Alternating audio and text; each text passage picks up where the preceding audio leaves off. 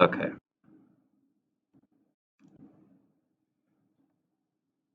So at various points in our program, you may want to make different decisions based on user input or other factors. And so we can use conditional logic to do this. So when we do conditional logic, we want to reduce our decisions to yes or no options or binary true or false options. So you can imagine making decisions just during your daily life, like if you are getting dressed and you have to decide what you're going to wear. You may say, instead of just, looking at your whole wardrobe and just picking out random stuff, you may reduce some of the options that you have down to true or false statements. So you could say, is it cold outside? And if the answer is yes, then I want to wear a jacket. If the answer is no, then I might not wear a jacket. So we have to, in order to make decisions when it comes to the computer, we have to reduce our options into true or false statements. So we've looked at Boolean statements a bit before, but now we're actually going to really use them a lot. So remember, a Boolean statement or a Boolean value is just a true or false value. So unlike a number or a string, which can have lots and lots of different values, a Boolean value is always either true or false. One thing that is different about JavaScript than most classical languages is that a lot of data types have what's called truthy values. They can be evaluated to either be true or false. So that makes it easier to write certain types of statements and conditions, but it also makes certain things confusing. So a couple examples of this. Obviously, most Booleans are either true or false. And in JavaScript, we just represent them as those words, true and false. So those are reserved words, like I can't make a variable called true. Well, actually, what if I never done this before? Yeah, it's not going to let me do that. Okay, good thing. So I can't make a variable called true or false. These are reserved words in JavaScript. And so if I evaluate true, so if I say Boolean true, then obviously that's true. And if I evaluate false, I can use the Boolean function and use false, and obviously that's going to be false. But I can also evaluate things that aren't just true or false. So for example, if I evaluate the number 1, I get the response true. So 1 is a truthy value in JavaScript. If I evaluate the number 0, I get false. So false, 0 is a falsy value. And that kind of makes sense. 0 represents false, 1 represents true. But what's kind of confusing is if I evaluate 2, it's true. And if I evaluate -1, it's true. And if I evaluate infinity, it's also true. So every value that's not 0 will evaluate to be true. There's a few other values that will be false. For example, an empty string. A string with no characters will be false. And a string with some characters in it will be true.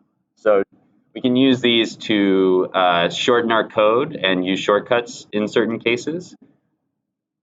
JavaScript also has some different values that represent undefined or non-existent variables. So for example, Boolean of null. So null is just a value that doesn't exist. That's false. Boolean of undefined is also false. Undefined is a variable that doesn't have a definition. So there's a couple different things that will be either true or false that we can use when we're writing our code. So how do we actually make a decision with these statements? We use a keyword if. And so if is basically like a keyword, like variable or function, but it's starting a new type of statement, which is a conditional statement. And so when we say if, we're going to give JavaScript a statement to evaluate. And if the statement is true, we're going to run some code that follows the condition. So it's just like in our example, we first ask the question, if the weather is cold, then we're going to do an action. We're going to wear a jacket. And if the weather is not cold, then we don't do anything. We move on to the next question. So let's look at an if statement. This is an example in P5. I'm just going to do a couple examples in the console first. So if I say something like if 1, and when I'm doing an if statement, I use a double equal sign. So I think I talked about this earlier in the semester, how there's the single equal sign is assignment. So I say like x gets 0 or x gets 1. The double equal sign is saying whether or not two things are the same. So that's how we evaluate a condition. So if I say 1 double equals 1, the answer is true. And if I say 1 double equals 2, the answer is false. So this is more similar to what the actual equal sign in math, in algebra, really means. It means these two values are the same thing. I can also evaluate things like strings. So I can say hello equals hello. Oops. That's going to be true. And I can say hello equals hello. So even if I have one character different, the capital H, now they're not the same string. So if I want to evaluate something in a regular line of code, not just in my console, what I have to do is say if, and then some condition. So I could say if 1 equals 1. And then following that, kind of like our function, we have a curly bracket. So I'd have a curly bracket here. And then I could just say console.log 1 equals 1. Okay, so if 1 equals 1, we're going to log 1 equals 1 to the console. And when I end this bracket down here, that's all the code that's going to be run. Okay, so that works. And if I hit up and try to do this again, then it says there's no log. So it doesn't actually run this console.log here. So that's a simple if statement. Let's do a P5 example. I'm going to open up the reference real quick so we can see one of the events that I'm going to use here. So what I'm going to use here is mouse is pressed. And this is a Boolean value. And it's true if the mouse button is down, and it's false if a mouse button is not down. So if I want to test something, I can say if. So I have my if statement starts with if, and then my condition goes inside the parentheses, and then my code goes inside the curly brackets that follow that. So every if statement is going to start like that, at least in JavaScript. And a lot of languages use the same syntax. So if, and we'll just say mouse is pressed, and we can say equals to true, and then we can say if mouse is pressed equals true. I don't want to put this down here. So if mouse is pressed equals true, let's change the background color. So I'll do background color is plum. And I'll call this if example. Okay, so we have the gray background. And if I click the mouse, we get a pink background. So this is a simple way to create an interaction using the mouse is pressed event and then the if statement to evaluate if the mouse is pressed or not. And so this is one technique that we can use for events, but we can use it for other pieces of data as well. So I mentioned that JavaScript has truthy values. So we know that mouse is pressed is either true or false. So if we don't want to, we don't have to actually evaluate it. We can just say if mouse is pressed. And now if it's true, it's just that value is just either true or false. So we don't have to compare it to true if we want to use a shortcut. So we can just say if mouse is pressed, background is plum, and we'll see the color change. Let's see.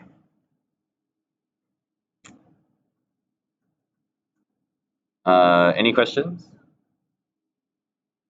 And so in that sample, I'm also drawing mouse is pressed, just so we can see what it evaluates to.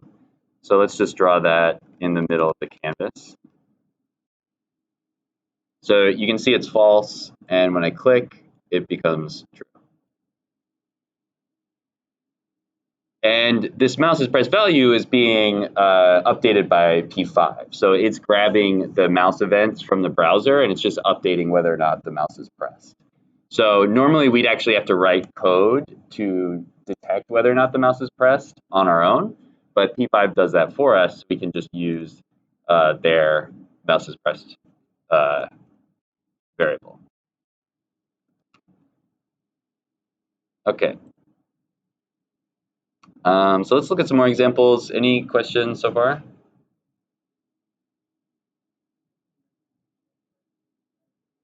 Yes. Yes, that's a good question. So inside this if,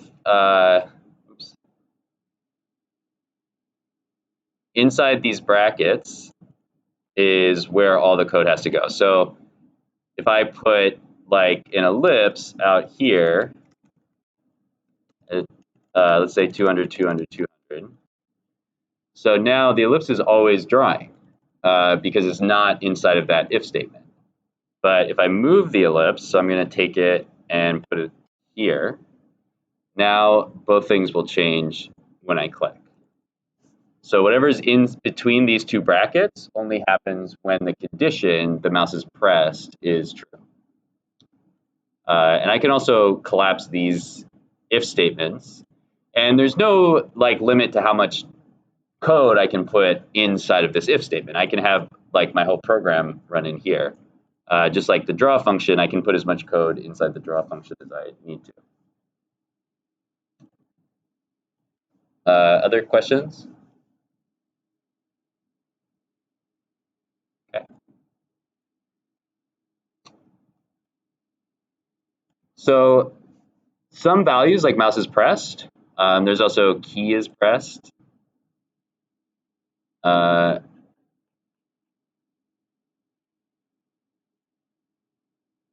Key is pressed. If there's values that have is in them in the variable name, that usually implies that it's a Boolean because it either is true or it's false. As opposed to like X, which could be any number, or key code or key, which could be any key. So if you see a variable like key is down, mouse is pressed, key is pressed, I guess those are the only ones. That usually implies that it's a Boolean. If we want to evaluate other things, other conditions, we need to use comparison operators like our double equals sign. So these are all the various comparison operators that we have in JavaScript. I'll do a couple examples of these. So we already did the double equal sign. That can evaluate different types of data and tell you whether or not they're the same. They don't have to be just numbers or strings. They can be any type of data. So for example, I can say true equals true. Whoops. So those two Boolean values are true. I can compare other types of data, like if I had an array with 0 and an array with 0. Oops. That's what happens if you put a single equal sign. That actually gives me false. I guess that makes sense. They're not really the same because they're two different objects. So that's okay. That was jumping ahead a little bit, but we can also say 1 equals 1 and hello equals hello. And I guess those are all of the values we have. False equals false is true because they're the same. So Booleans can get a little confusing because we can also ask whether two values are not the same. And so for that, we use not equals. So if I want to have a condition where I'm looking for something to not be true, I can test that. I can say 1 does not equal 2. And that's true because 1 and 2 are not the same. So if I put a not before the equals, that changes to, the opposite. So then I can also use basic greater than, less than, greater than equal to, less than equal to. So 1 is greater than 1 is false because they're the same value. 1 is greater than or equal to 1 is true because they're equal. 1 is greater than 0 is true. The value on the left is greater than the value on the right. So it's just like regular math operations. There's also less than. 1 is less than 0 is false. 1 is less than or equal to 0 is false. 1 is less than or equal to 1 is true. And then the final type that we have is the triple equals. And this one is we're probably not going to really need to use it that much, although some people say that you should always use it. But it basically says that the two values are the same, but they're also the same type. And this is for cases where you might have something like 1, the number, equals 1, the string. So in JavaScript, that's actually true because it's going to read through here and say, okay, this is the same number as this character, so I'm just going to say that's true. So that's one thing about JavaScript that's a little different from most languages. And so we have a double equals and we have a triple equals to catch that specific case.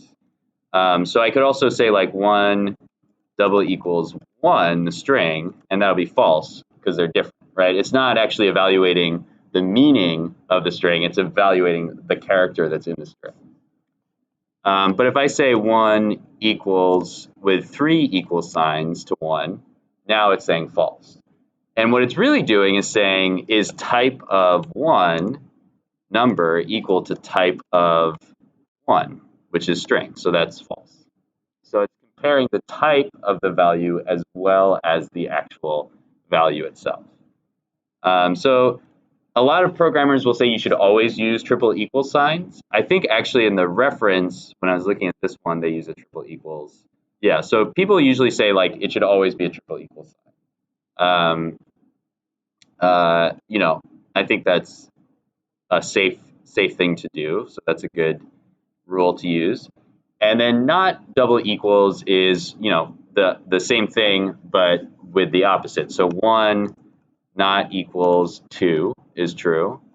1 not equals 1 is true because the type is different. Okay, so there's a lot of different examples of how you can do this, but we're probably only going to use a couple basic ones. We'll probably mostly be using like greater than or less than to detect where the mouse is. So like if you want to make a button and have your user click on something, you need to know if the mouse is inside of that button.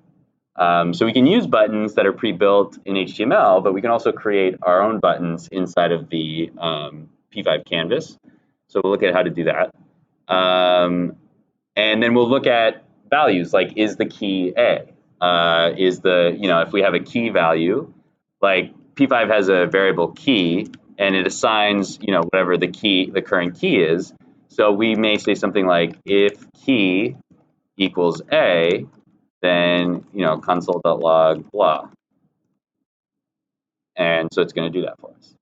So those are the things that we'll be evaluating the most is the events, like whether the mouse is pressed, which mouse button is pressed, if the user is typing, what are they typing, what keys are they typing. So that's most often what we'll be using if statements for. So we're going to, in this example, we're comparing the mouse position to our canvas. So let's do this over here. I'll just get rid of this part. And so I'm going to draw a line down the middle of my canvas. So I'm going to draw a line from width over 2 for x, and 0 for y, and stay at width over 2 for x at the bottom, and height to draw a line down the page.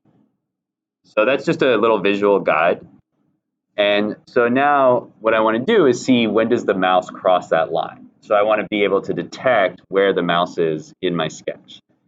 And so I'm going to say if mouse x is greater than width divided by 2, then I'll change the background again. So I'll draw the plum background. Although I guess I need to draw the line after this because this will cover it.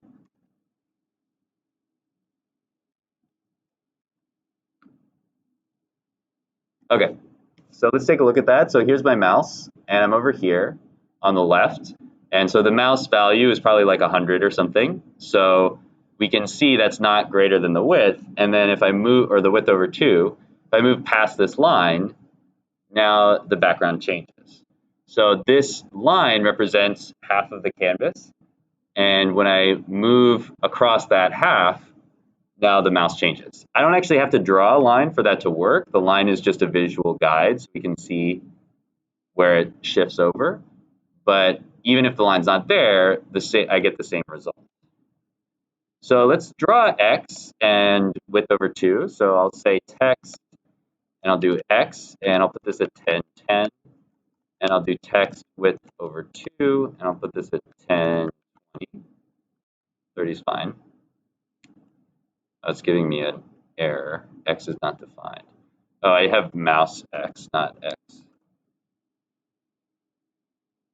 So you can actually see the numbers now. It's kind of small. Let's make that bigger. Text size 50.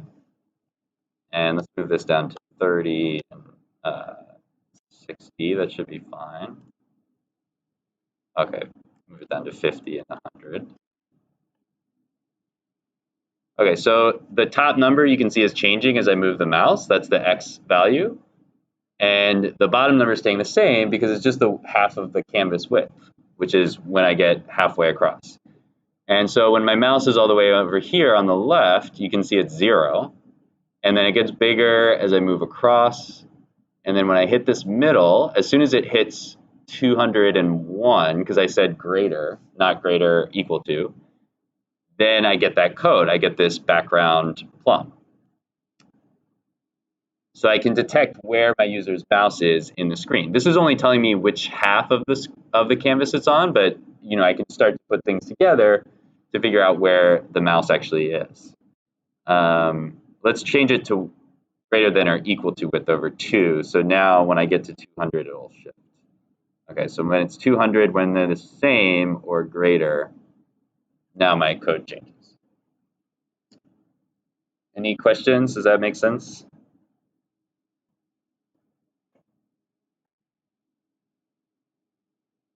Okay.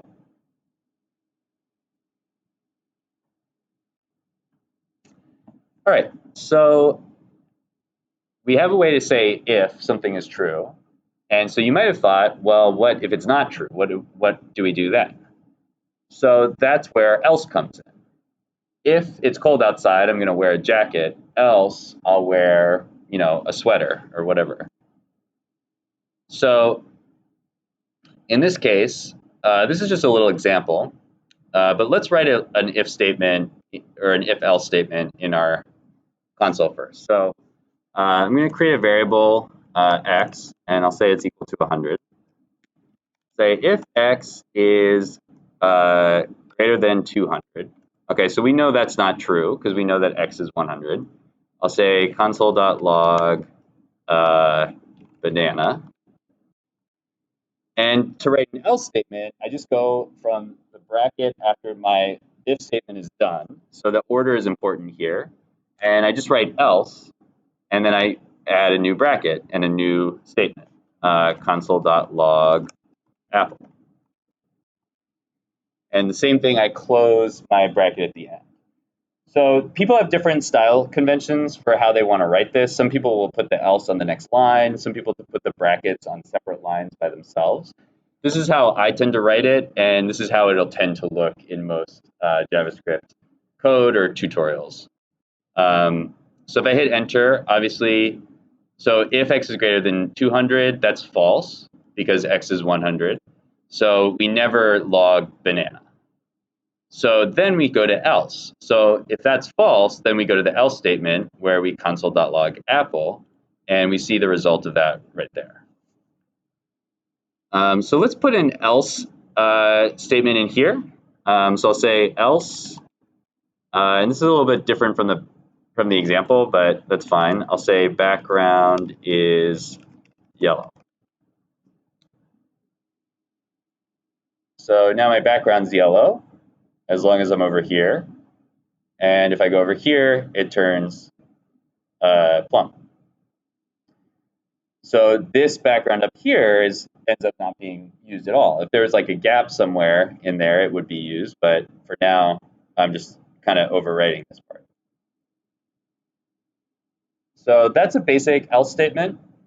We're going to make things more complicated in a second, but any questions on the else statement?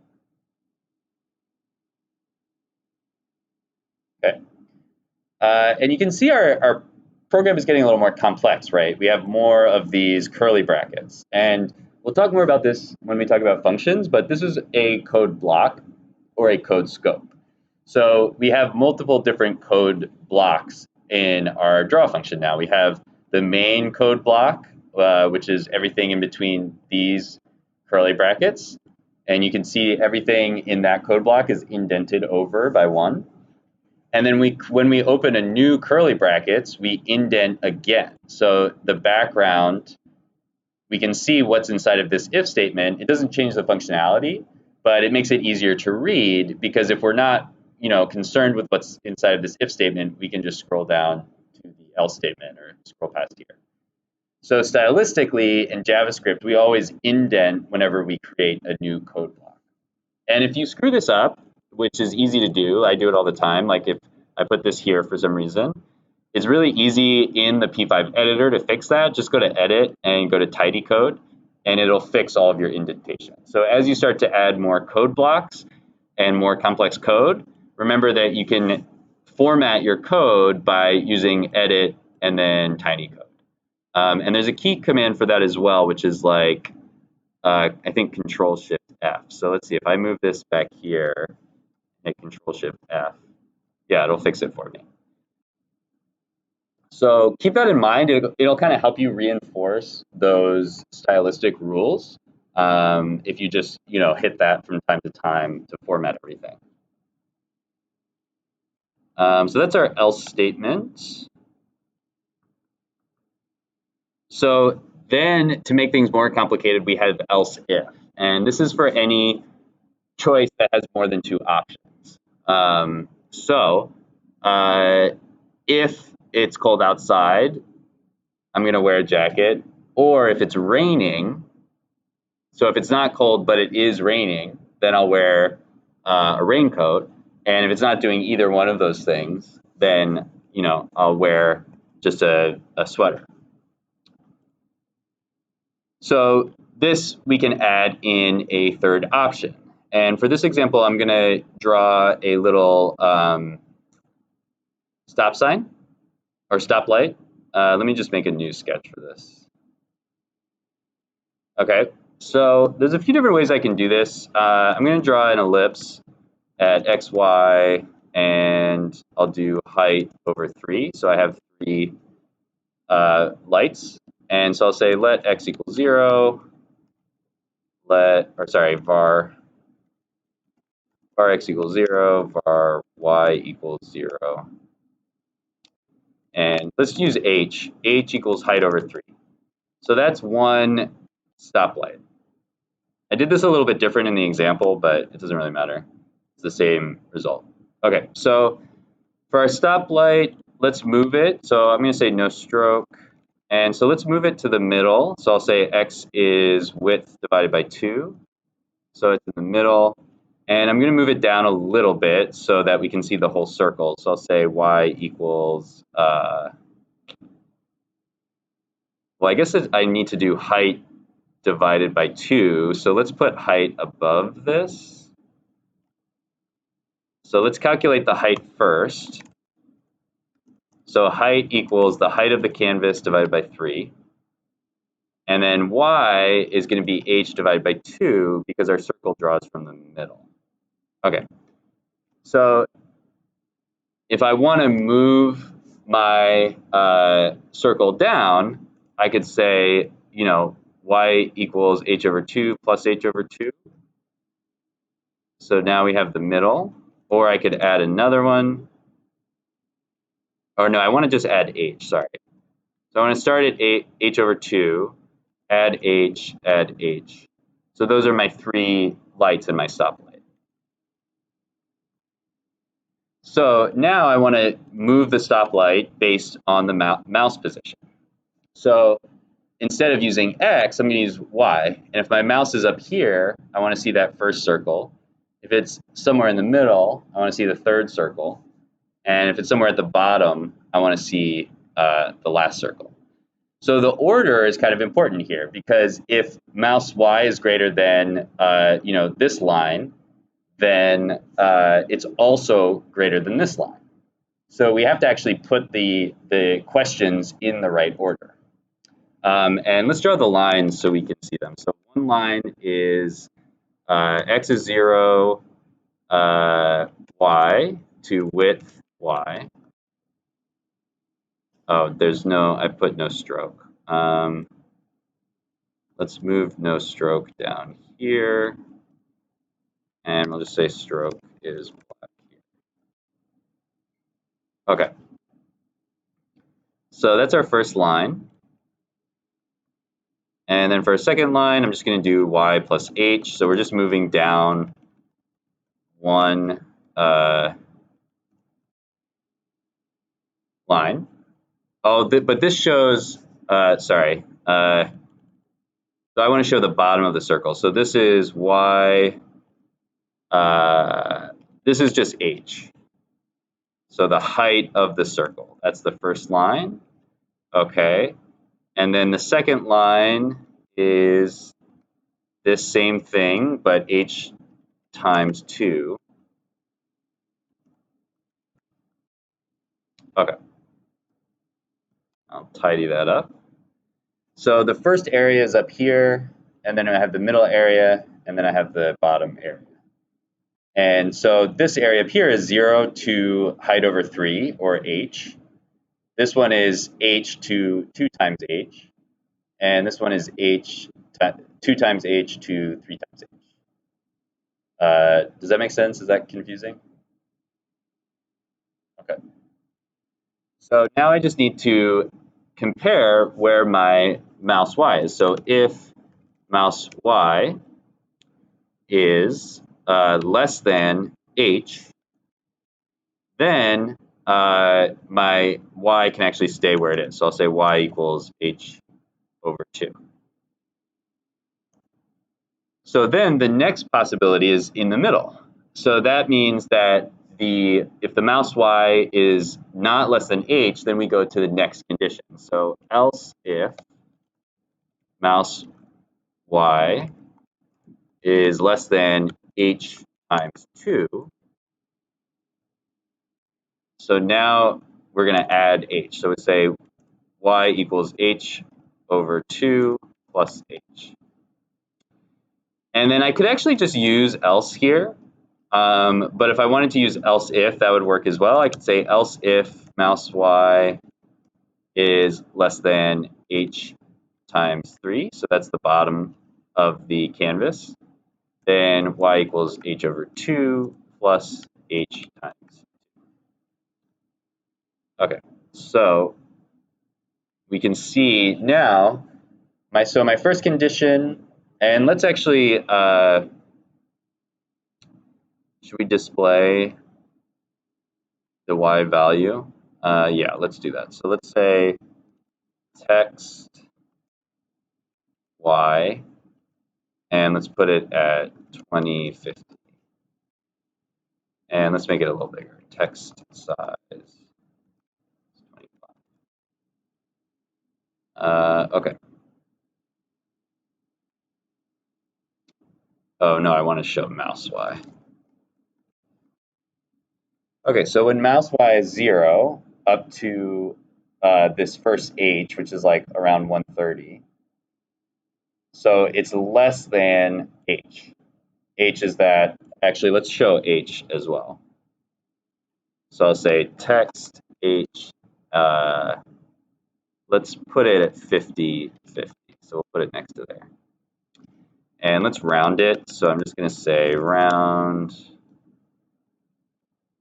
H. Okay. So H is about 133. That's a third of the canvas.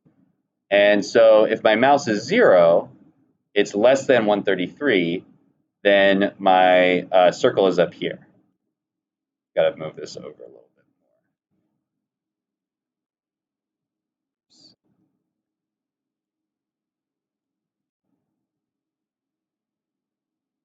So then when my mouse gets above 133, now this first condition is no longer true. 160 or whatever it is not less than h, which is 133. So then I get my second y value. So y equals height over 2, which is where I start to draw the circle, plus 1 height of the circle. So then that stays true until I get to here, where now h is no longer less than height times 2, because it's greater than whatever that value would be, 133 times 2. We can draw that as well if we want. So h times 2, let's move this way down. Oops.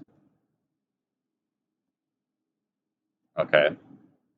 So if x goes above that 267, that's when we get this final else if.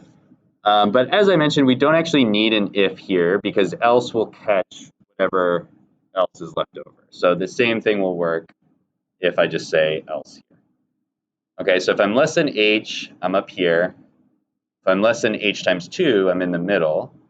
And anything otherwise, then that's when I get my third stoplight. And then if I want to change the color, I can say fill is red for the top. Fill is yellow in the middle. And fill is green at the bottom. So now I have my stoplight. So we can use if statements for a lot of different things. We can use if statements inside of other if statements. They can get quite complicated, and we'll look at some more examples of this on Wednesday as well. We still have some stuff in here. Okay. This is kind of just like a thing to look out for. So I will probably never write if statements without using brackets, but you may see this if you look at code examples in tutorials or other people's codes. So sometimes you can write an if statement with no brackets, but they work a little bit differently than our other if statements. And this is for doing stuff that's a little bit more succinct in JavaScript, but it's not required. So for example, you may see something that looks like this. If true, alert, this is okay. So it's an if statement, and it's just all on one line.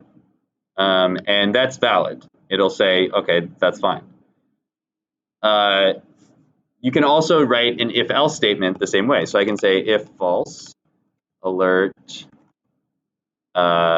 this is not going to run. Else, else, and then I can also skip the brackets, alert, this will. Okay, so if false, alert, this is not going to run, so we're not going to see that. Else, alert, this will. So if I run this code, then this works. Okay, so another if-else statement without any brackets. But the problem I run into is I might have an if statement that looks like this, where it looks like those two alerts are inside of the if statement, but the second one actually isn't. So if I say if false, console or alert, this will not run.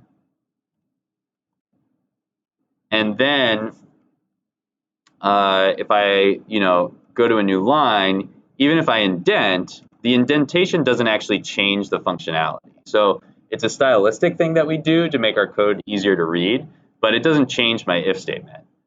This will run. Okay, so in this case, if false, alert, this will not run. That's one statement. And the following statement, alert, this will not run, is just a new statement. Okay, so if I wanted that to work, I would have to put brackets here. And I can actually just put some brackets. I don't really have to do the indentations. So now if I put brackets here, if false, none of this is going to run. So if I hit enter, nothing happens. So the only reason I show you guys this is basically so you know what you're looking at if you ever see an if statement that doesn't have any curly brackets. But you're not going to see that in my examples. You probably won't really see that in P5 examples, not that I can think of. But if you look at code on other websites or other sources, you may see stuff like that. All right. So now we're going to get even more complicated with nested if statements. So this is an if statement that's inside of another if statement. And we can do this just like we have our if statements inside of our draw function. We can put if statements inside of our if statement. So in this case, I'm saying if mouse is pressed, and then I'm checking where the mouse is. So I'll do this with our stoplights in a second. But so right now, no matter where my mouse is, nothing happens. If I click my mouse, now I get two different results depending on where the mouse is. And so that's possible because I have a nested if statement. It's not the only way to get that result, but it's one way that you can get that result. So I have an if statement, if mouse is pressed, everything that's going to happen happens inside of there. And then an if-else statement within that if statement. So if I want to do an example with my stoplight, I could put my fill inside of an if statement. So I could put if mouse is pressed there. So I could say if mouse is pressed, and then add my fill here. And then add my brackets. And this is where it can get tricky because if I forgot that bracket, all of the rest of this would be messed up. So now I'll get that fill if my mouse is down. Although when I release the mouse, it stays red because I don't have an else here. So let's actually change this fill to black. Okay, so it's black unless I click the mouse. And I could do the same thing for my other colors. So if yellow, I could say if mouse is pressed.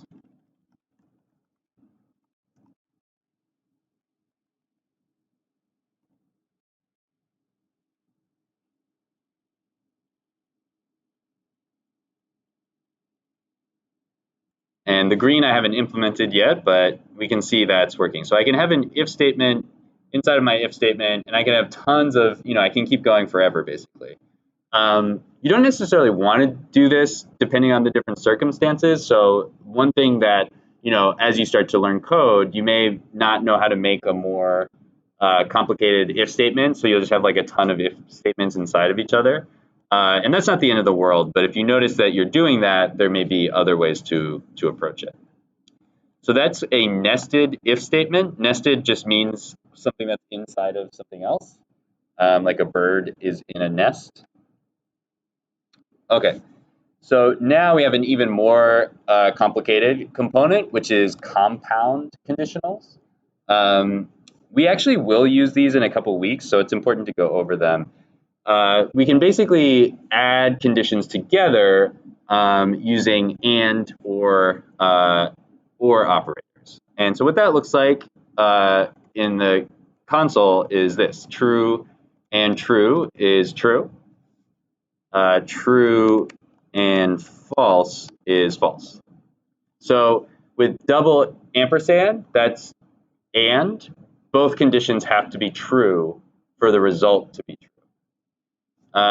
With or, if I say true or false, that's true. So with or, if either condition is true, then the result is true. And so this can make things more complicated, but it can also make your statement shorter. So remember we had this statement where we said if mouse is pressed, and then we said if mouse x is greater than width over 2, but we can actually just put those together. So we can say if mouse is pressed and mouse x is greater than width over 2. So now if I click over here, we don't see anything. If I click over here, then we get that result. So I don't think we're going to use that for this week, but we probably will use it next week. So I'm not going to use that example as much, but we'll look at it in more depth next week. And then this one is or. So it's either if I'm clicking, so either if I'm down here or if I'm over here. This example is not the best, but we're going to go into that in way more detail next week when we do animation. Okay, so I'm going to stop here and give you guys some time to work on the project for this week. And so I'm going to go over some more examples on Wednesday with drawing with logic. But I want to give you guys a chance to play with this stuff first, so you can see if you can add into your logic, into your logo or meme, something that's interactive. And the simplest way to start with that, let me bring up my logo project real quick. Okay. I hope I didn't. Okay, here it is. Okay, so I have my image. I'm going to make a copy of this and just make a quick change. So this is 314 with if statement. Okay, so I'm going to take out this stuff. And so a simple way to do this, let's say I have my meme with my cat and I just have some text that says oops, I use double quotation marks, I'm a cat. And I will put this in the middle of the screen. Okay, and let's make it a little bit bigger. Okay, so a quick way to change this with an if statement is just to change the text. So let's say my string is this string, I'm a cat.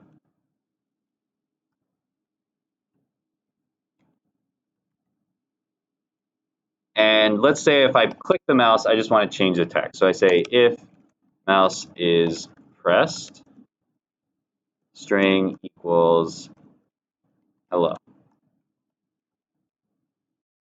Okay, so now if I click, we see that text. So that's like, a very simple approach. I'm going to go over some other stuff that you could do with this on Wednesday, but I want you guys to just start here. So start with your logo or meme project and just try to change something. So you could change the image, you could add another image and click between different images.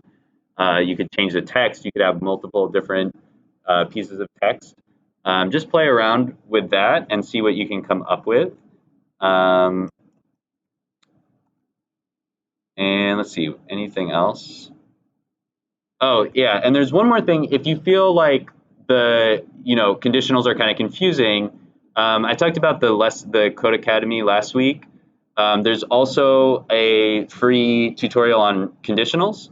And so if you want to review real quick and do some interactive stuff on Code Academy, that could be a good way to review just the basic concepts. So before you do P5 stuff or after, whenever, if you feel like you want to review it more and get a better sense of how conditionals work, this is a really good tutorial that you can work through. So there's a link to that there. Let me stop